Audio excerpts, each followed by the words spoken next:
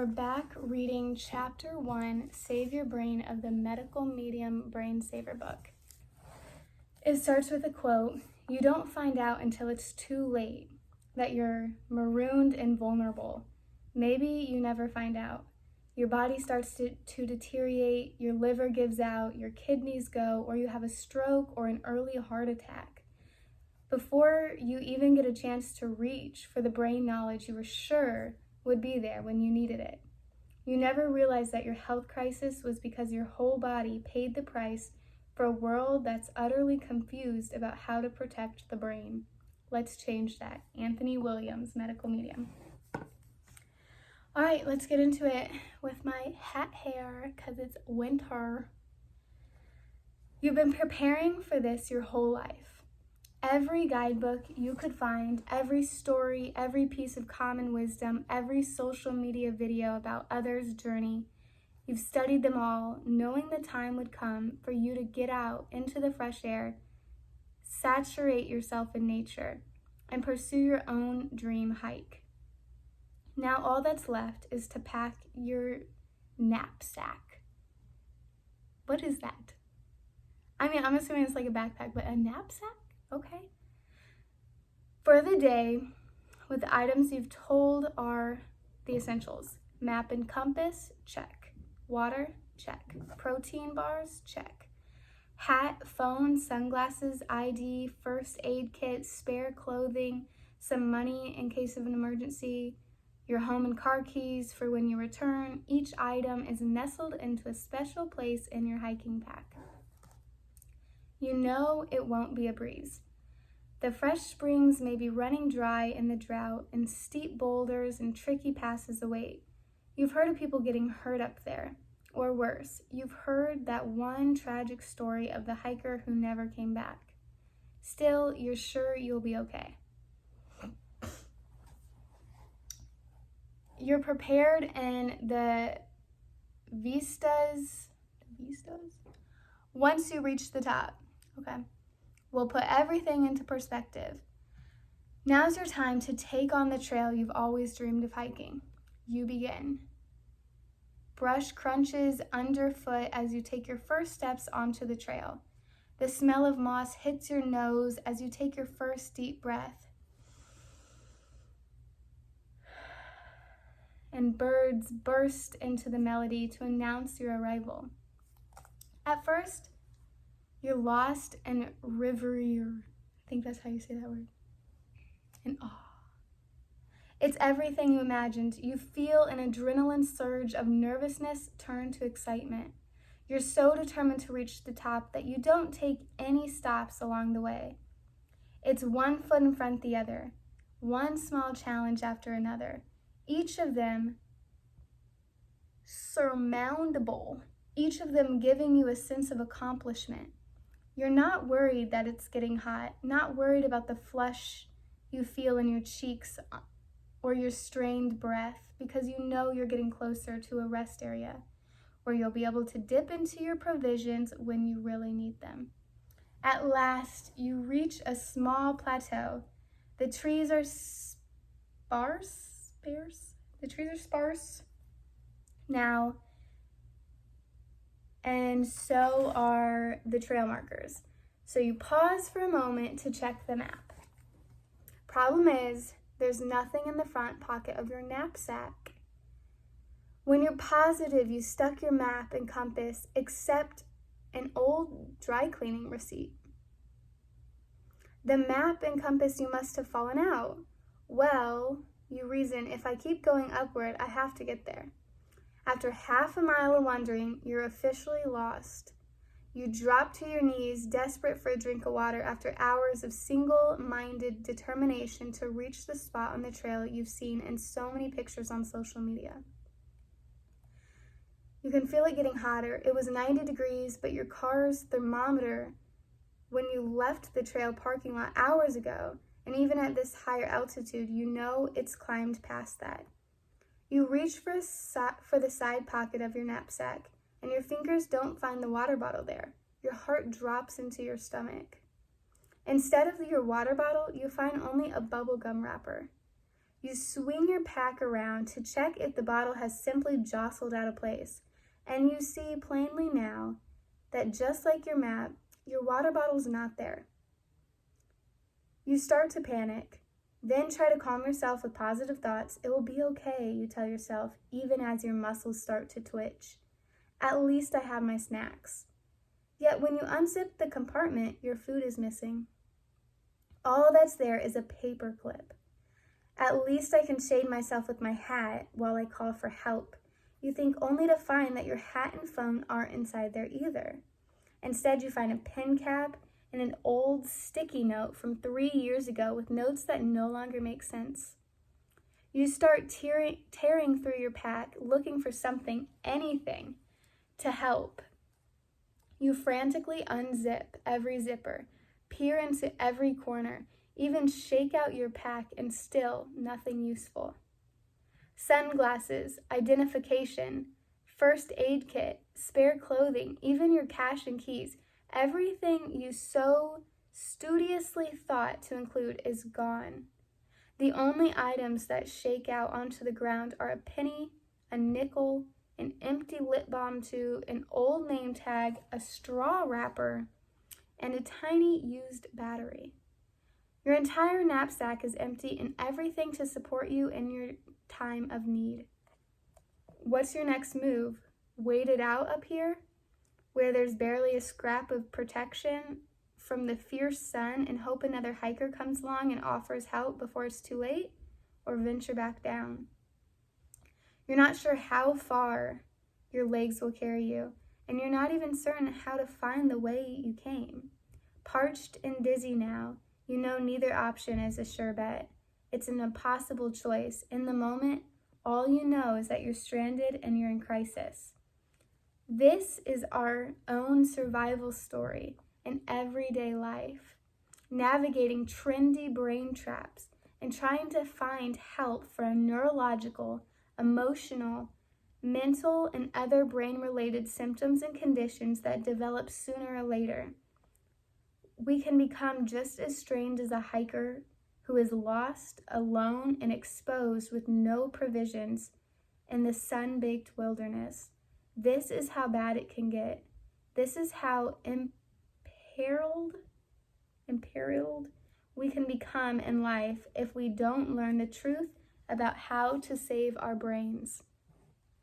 When I first read this, I thought, okay, that was a bit dramatic. But now, it's not. It's really not.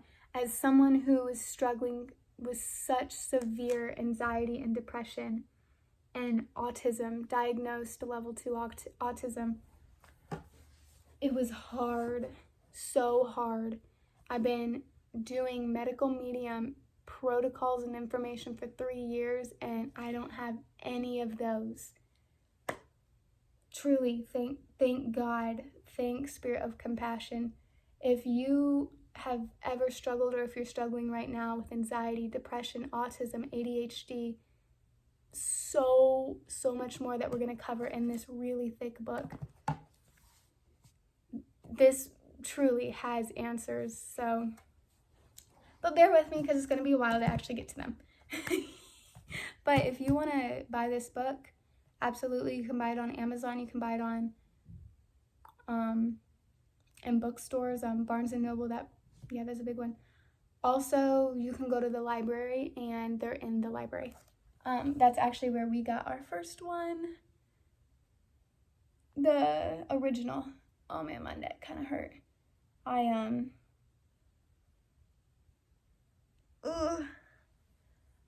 do massage therapy, so I was really digging into other people, and no one was digging into me. Empty answers is what this is called. Just like in the metaphorical nightmare hike, it's easy to think we're preparing well for life. Some of us know there are real and scary threats out there. Alzheimer's, brain tumors, the next plague, to name just a few. I need one of those book things where you just hold it. And so we fill our heads with neuroscience studies and telomere gene theories and anti-aging trends and cognitive hacks and cautionary tales about too much sugar and lack of protein. We pack away the brain trivia like we pack away our map, food, and water, thinking we're arming ourselves with essential health knowledge about how to best care for our brains and our minds. We think that we've learned. We think all that we've learned will save us. We think it will be there when we need it as we climb our own mountains. That is, as we pursue our dreams and purpose in life. What happens when we do need answers for our brains, nerves, and mental health? When we develop brain fog or depression or depersonalization or anxiety or migraines or OCD or vertigo, or when a loved one stops acting like themselves, the brain health trivia we picked up along the way that we thought would be brain answers turns out instead to be misinformation, mistakes, false leads, useless paid-for studies, inconclusive theories, marketing traps, health pyramid schemes, multi-level marketing pushes, and catchy, unhelpful sound bits from social media and podcasts. Instead of a knapsack full of all the tools we thought would keep us strong or even save our life, the knowledge we thought we were packing away turns out to be as useful as old receipts, a used battery, or an inseparable sticky note. We find ourselves sick and disoriented and far from home, the sun beating down with nothing to support us. Instead of the beautiful, scenic journey we thought life would be, our path becomes one endless trek of desperate visits to the doctor's office, hoping we don't fall off a cliff in the process. Literally. I went to so many doctor's offices. And you know how many I've been to in the last 3 years since following medical medium? Zero. Specialists, neurologists, functional medical doctors, psychiatrists, we ask them all for real answers. As we leave yet another specialist office, still suffering with our OCD, anxiety, depression, head pain, blurry vision, tics, and spasms, we learn that even the experts' own knapsack supplies are only as helpful as gum wrappers and pen caps. Let that sit in. It was true for my own experience. Before it's too late. Knowledge about brain health can act as a mirage, M-I-R-A-G-E. Like I said, y'all, I struggle to read sometimes. Mirage, I don't know what that really means. Neuroscience concepts are so inviting and elusive that they give you false hope you don't realize is false until it's too late. The brain information that's out there seems so confident, so trustworthy, so regal, almost when in reality, it's not.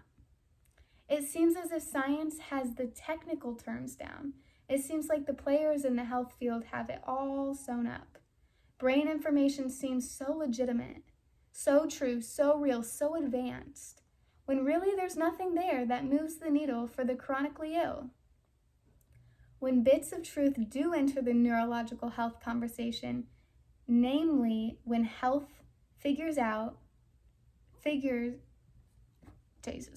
when health figures start using medical medium information, such as the toxic heavy metal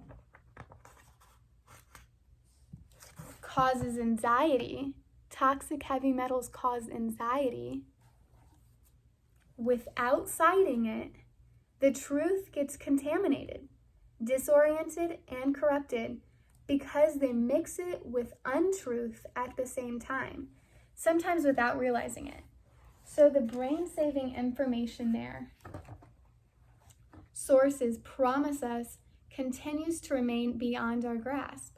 The idea that it would save us was always an illusion. Not until you experience a neurological symptom, a mental or emotional health stumble block, or another brain-related condition do you realize how very little is known about the brain. Only then do the misinformation, missteps, and smoke and mirrors become clear.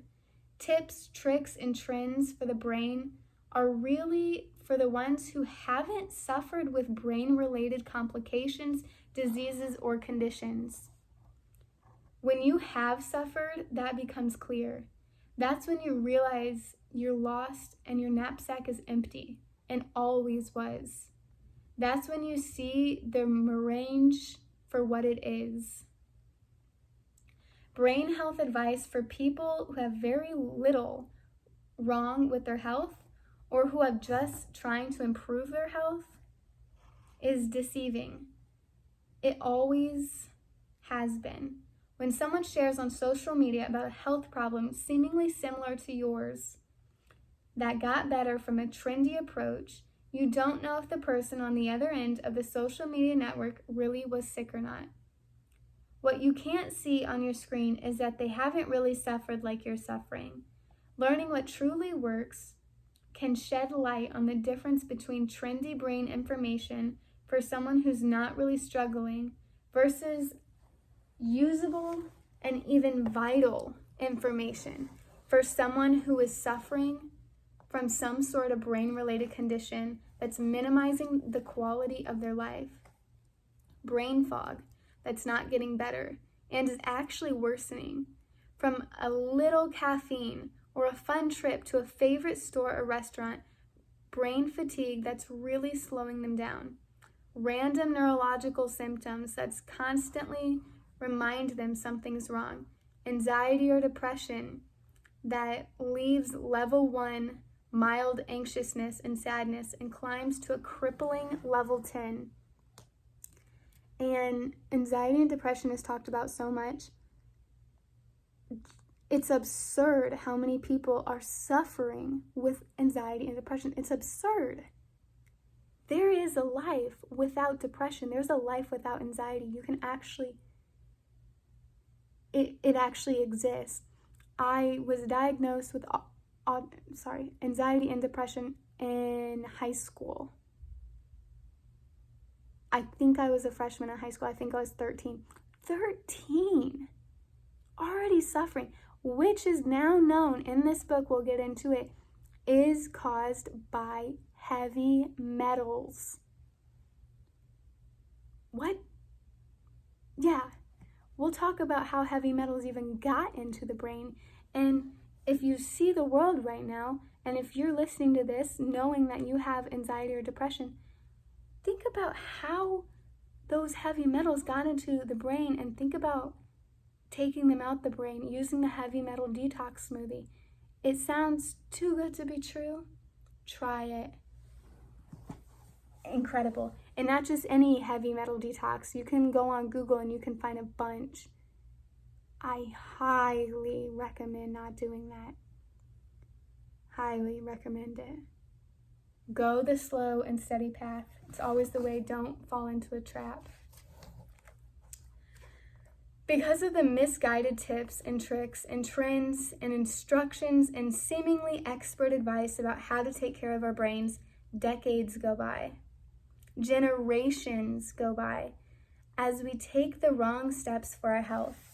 History repeats itself, trends get recycled over and over, and every 5 years there's a new round of people who aren't feeling well and are ready to buy into the seemingly smart advice about our brains. They have plenty of trendy, recycled advice at their fingertips.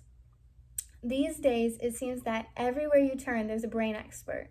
Every doctor seems to be a neuroscience expert, and almost everything offered for our brain health is the opposite of what our brain needs. Everyone selling something wants to say it's good for the brain, when in truth is that almost every time it works against our brain.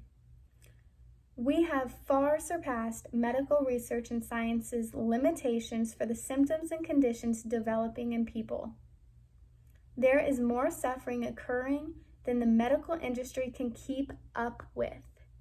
Sickness and disease have always been ahead of medical research and science. There are brain diseases that are not even considered brain diseases because medical research and science haven't caught up. There are symptoms and conditions that even the best neurologist doesn't know are brain related. The best neurologist. Now, neurological and brain symptoms have reached new levels, surpassing medical science and research's antiquated perception of what sickness and symptoms even are. Only we wouldn't know that because the medical industry has a reputation and an image to uphold. Every piece of brain advice we're handed sounds advanced until we really need it, and then we see it for what it is. It's like that hike up the mountain. You don't find out until it's too late that you're marooned and vulnerable. Maybe you never find out. Your body starts to deteriorate, your liver gives out, your kidneys go too, or you have a stroke or an early heart attack. Before you ever get a chance to reach for the brain knowledge you were sure you would be there when you needed it. That was that quote that we read before.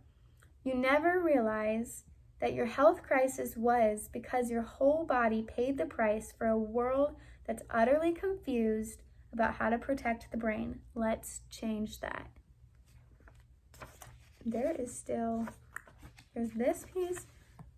How long y'all gonna listen to this? Should I break it up into two? What we thinking?